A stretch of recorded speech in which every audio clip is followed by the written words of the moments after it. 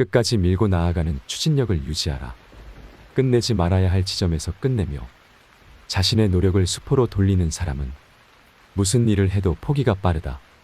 후하게 대접하고 중시해야 하는 사람을 후하게 대접하고, 경시하는 사람은 어떤 사람을 만나도 홀대하고 어떤 일을 해도 소홀하다. 앞으로 나아감이 빠른 사람은 뒤로 물러남도 빠르다. 90리를 걷고 난 후에도 계속 걸어간다면 머지않아 고지에 오를 수 있다. 반면에 90리를 걷고 난 후 걷기를 포기하면 어떻게 될까? 그것은 한 걸음도 걷지 않은 것과 같고 지금까지 모든 노력을 물거품으로 만든다. 그러므로 무슨 일을 하든 끝까지 계속 밀고 나아가는 추진력의 끈을 놓아서는 절대 안 된다. 노력하고도 안 되면 한계를 받아들일 줄 알아야 한다. 과거 멈추는 것은 사람이 할 수 있는 일이 아니다. 길을 가는 것은 누가 그리 시켜서이고 멈추는 것도 누가 가로막아서이니 이는 모두 하늘의 뜻이다. 어떤 일을 결심하고 추진하기로 했다면 그 이면에는 그렇게 할 수밖에 없는 이유가 존재한다. 어떤 일을 중단할 때도 그런 결정을 내리도록 만든 제약 요소가 분명히 있다. 일의 추진과 중단은 사람이 늘 좌우할 수 있는 영역이 아니다. 그것은 우연처럼 보이는 몇 가지 필연적 단서가 얽히고 설킨 결과물이기 때문이다. 우리는 개인의 노력이 일에 미치는 긍정적 영향도 인식해야 하지만 사람의 힘으로 안 되는 일도 있다는 것을 겸허히 받아들여야 한다. 지나친 집착은 모든 일에 도움되지 않을 뿐더러 때로는 고통을 수반하기도 한다. 그러므로 집착이 집념이 되어서는 안 된다. 들어 올릴 수 있으면 내려놓을 줄도 알아야 한다. 벼슬을 할 만하면 벼슬을 하고 그만둘만 하면 그만두고 오래 할 만하면 오래 하고 빨리 떠날 만하면 빨리 떠나는 것이 좋다. 일할 수 있으면 하고 놓을 수 있으면 놓고 오래도록 그 일을 할 수 있으면 하고 서둘러 떠날 수 있으면 떠나라. 들어 올렸으면 내려놓을 줄도 알아야 한다. 모든 사람을 기쁘게 해줄 사람은 없다. 모든 사람을 기쁘게 해주려면 온종일 수레로 강을 건너게 해주어도 부족할 것이다. 한 가지 일을 할 때 아무리 멀리 내다보며 주도면밀하게 계획해도 모든 사람을 만족시킬 수 없으니 가능한 한 많은 사람을 만족시키는 것으로 충분하다. 모든 사람을 만족시키려고 한다면 주된 취지와 상관없는 사소한 문제가 대세에 영향을 미쳐 결국 그 무엇도 이루지 못할 것이다. 그러니 누군가는 불만을 드러낼 수 있음을 인정해야 한다. 그래야 남에게 미움을 받을까봐 전전긍긍하며 사소한 일에 얽매이지 않을 수 있다. 모든 사람을 만족시키려 들면 정신없이 수고롭기만 할 뿐 결국 아무도 만족시킬 수 없다. 혹독한 비난을 감수하라. 때로는 예상치 못한 칭찬과 명예를 얻기도 하고 때로는 온전함을 구하려다 도리어 가혹한 비방과 공격을 당하기도 한다. 세상의 평가는 나의 노력과 비례하는 것이 아니다.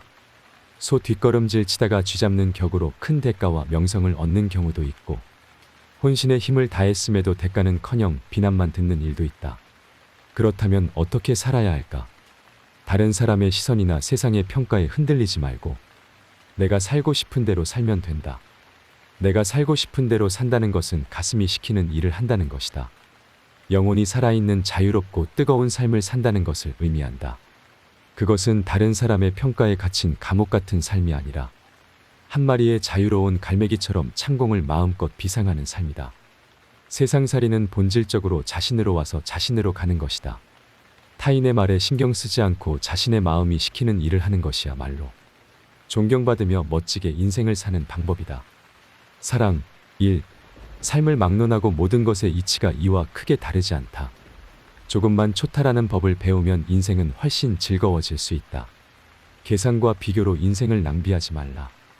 상대방의 말을 들으면서 상대방의 눈을 또렷이 쳐다보면 그 사람이 거짓으로 말하고 있는지 진심으로 말하고 있는지 한 번에 알 수 있다.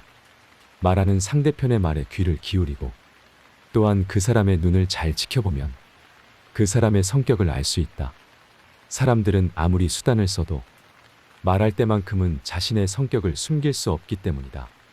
귀가 밝고 눈이 맑은 사람, 타인의 말을 들을 줄 알고 올바르게 판단하는 능력, 해야 할 일과 하지 말아야 할 일을 볼 줄 알고 생각할 줄 알고 선택할 줄 아는 능력, 이것이 바로 동양적 지혜의 기원이다. 천한 것이 귀한 것을 상하게 해서는 안 되며 작은 것이 큰 것을 다치게 해서는 안 된다. 작은 것을 키우는 자는 작은 인물이 되며 큰 것을 키우는 자는 큰 인물이 되리라. 일이 잘 안 풀려 궁색할 때는 홀로 자기 몸을 닦는 데 힘쓰고 일이 잘 풀릴 때는 세상에 나가 좋은 일을 하라. 해서는 안 될 일이라면 하지 말라. 사람으로서 하지 않는 바가 있은 다음에 해야 할 일이 있다. 해서는 안 되는 일이 무엇인지 알아야 비로소 해야 할 일을 제대로 할 수 있다. 이것은 누구나 알고 있는 지극히 간단한 이치다. 하지 말아야 할 일을 하고 그 결과가 뻔히 보이는 일에 매달리고 심지어 사람으로서 도저히 해서는 안 되는 부도덕하고 비열한 짓을 해놓고 어떻게 정도를 걸어갈 수 있겠는가.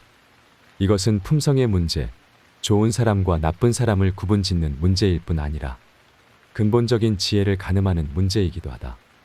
유능한 사람은 상황을 봐가며 일을 처리하는 데 능해야 한다. 대소와 경중을 나누지 않고 모든 일을 직접 나서서 다 하려는 사람은 큰 성과를 거둘 수 없다. 욕망을 줄이고 마음을 수양하라. 마음을 수양하기 위해 자신의 욕망을 줄이는 것보다 더 중요한 일은 없다. 자신의 욕망을 줄일 수 있다면 본심의 선성을 다소 상실해도 크게 문제되지 않는다. 동양 철학, 처세학, 양생학은 모두 청정무의를 최우선으로 한다. 또한 일종의 뺄셈 철학이 필요하다. 무엇을 해야 하는지보다 무엇을 하지 말아야 할지를 먼저 생각하고 무엇을 얻고자 하면 무엇을 얻을 수 없고 혹은 얻어서는 안 되는지 먼저 고려해야 한다. 이런 사고의 장점은 간단명료하고 생각의 균형을 높일 수 있다. 반면에 단점은 추진력, 상상력, 모험심이 줄어들게 된다. 마음을 수양하기 위한 관건은 자기중심적 감정, 심리상태, 정신균형, 나아가 정신 승리에 있다. 작은 일은 태도를 보고 큰 일은 능력을 보라. 누군가가 작은 일에 뛰어난 능력을 보였다고 해서 그가 큰 일에서도 그럴 거라고 어찌 믿을 수 있겠는가. 어떤 사람이 작은 일에서 좋은 성과를 보였다고 큰 일에서도 반드시 좋은 성과를 거둘 거라고 믿는 것은 무척 위험한 발상이다. 물론 우리는 작은 조짐을 보고 전체의 추세를 꿰뚫어보는 통찰력도 갖추어야 한다. 하지만 이와 동시에 작은 일과 큰 일은 그 접근법이 엄연히 달라야 한다는 것도 인식해야 한다. 작은 일은 한 사람의 태도를 보는데 유용하고 큰 일은 한 사람의 능력을 시험하는데 더 적합하다.